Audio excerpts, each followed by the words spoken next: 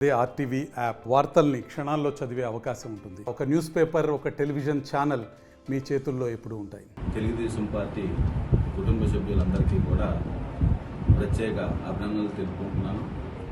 ఈరోజు మరి కూటమి అభ్యర్థిగా మా సోదరి యనమల దివ్య గారిని అఖండ మెజార్టీతో గెలిపించినటువంటి మరి తుని నియోజకవర్గ ప్రజలకు, తెలుగుదేశం పార్టీ, జనసేన, బీజేపీ కార్యకర్తలకు, నాయకులకు అందరికీ కూడా ప్రత్యేక ధన్యవాదాలు తెలుపుకుంటూ, మరి ఇప్పటివరకు రాజకీయాలు అయిపోయాయి.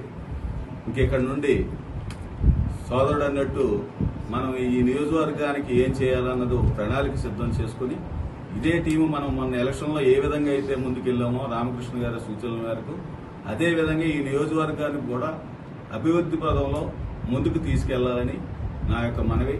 తర్వాత సోదరుని యనమల దివ్య గారిని ప్రతి గ్రామం కూడా తీసుకొస్తామని, మళ్ళీ ఆ విజయోత్సవం అందరికీ కూడా మేము ఆ విజయాన్ని, సంతోషాన్ని వాళ్ళందరికీ పంచుతామని, ప్లస్ ప్రతి గ్రామంలో రాజకీయ నాయకులకు, కార్యకర్తలకు కూడా ఒకటే నేను చెప్పి మనవి, కక్ష సాధింపులు వద్దు, ఎటువంటి అల్లర్లకు పోవద్దు, మన గ్రామంలో సమస్యల మీద దృష్టి పెట్టాలని ప్రత్యేక మనవి చేసుకుంటూ సెలవు తీసుకుంటాం. మొన్న జరిగినటువంటి రాష్ట్రంలో ఎలక్షన్లో మరి తుని నియోజకవర్గంలో జనసేన, టీడీపీ, బీజేపీ ఉమ్మడి అభ్యర్థిగా యనమల దివ్య గారు గెలుపొందడం, మరి దీనికి ముఖ్య కారణం కోటనందూరు మండలం, తుని మండలం, తుని పట్టణం, తొండింగి మండలం అభిమానులు, నాయకులు, కార్యకర్తలు, అందరూ ప్రజలు, మరి ముఖ్యంగా వీళ్ళందరికీ కూడా ఈ రోజున గెలుపొందినటువంటి విజయం ఇది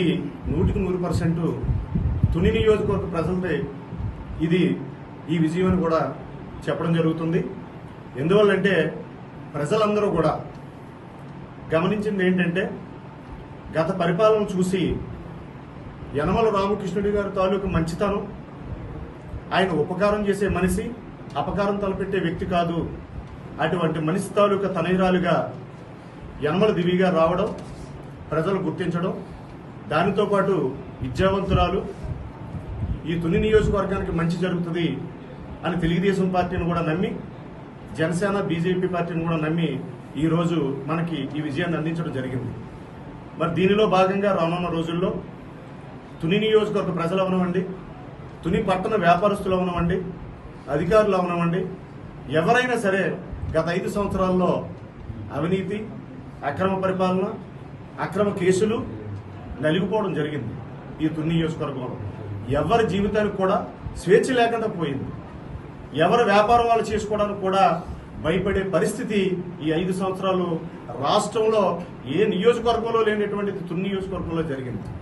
ఈ నలిగిపోయినటువంటి కారణంలో ప్రజలందరూ కూడా మన మంచి పరిపాలన, మంచి నాయకురాల్ని ఎన్నుకోవాలన్న ఉద్దేశంతో తుని నియోజకవర్గంలో ఈ రోజున యనమల దివ్య గారిని ఎన్నుకోవడం జరిగింది. దానిలో భాగంగానే ప్రజలందరూ కూడా ఇవాళ 16,000 ఓట్లు మెజార్టీని ఇవ్వడం జరిగింది. ఇది చారిత్రాత్మక విజయం. ఎందువల్లంటే రాష్ట్రంలోనే తుని సీటు గెలవదు అనే తరుణంలో ఈ రోజున ప్రజలందరూ ఎందుకు గెలవదు, మేము ఉన్నాం మీ వెంట, యనమల కుటుంబం వెంట మేము ఉన్నాము, ఇక్కడ మంచి పరిపాలన రావాలి, నాకు స్వేచ్ఛైన పరిపాలన రావాలన్న ఉద్దేశంతో అన్ని మండలాలు, తుని పట్టణం కూడా ఏకదాటిగా మెజార్టీ ఇవ్వడం జరిగింది. ఈ విజయం తుని ప్రజలకే దక్కుతుంది, తుని నియోజకవర్గం ప్రజలది అని కూడా మీకు అందరికీ చెప్పడం జరుగుతుంది.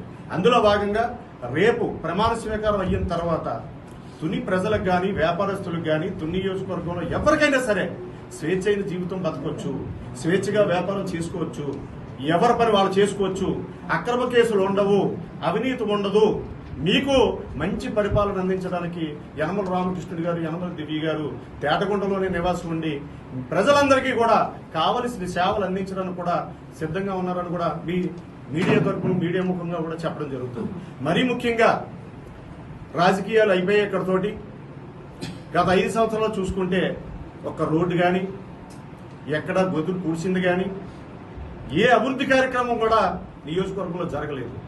కానీ ఈ రోజు రాష్ట్రంలోనే ఒక చారిత్రాత్మక విజయం అందించినటువంటి తుని నియోజకవర్గానికి యనమల రామకృష్ణుడి గారు అతను సాయి శక్తుల మంచి అభివృద్ధి చేయాలి, తునిని రాష్ట్రంలోనే ఒక తుని నియోజకవర్గాన్ని ఆదర్శవంతమైన నియోజకవర్గంగా తయారు చేయాలనేది అతని మనసులో ఉంది కాబట్టి రేపు తుని ప్రజలకు తగ్గట్టుగా అభివృద్ధి జరగబోతుంది.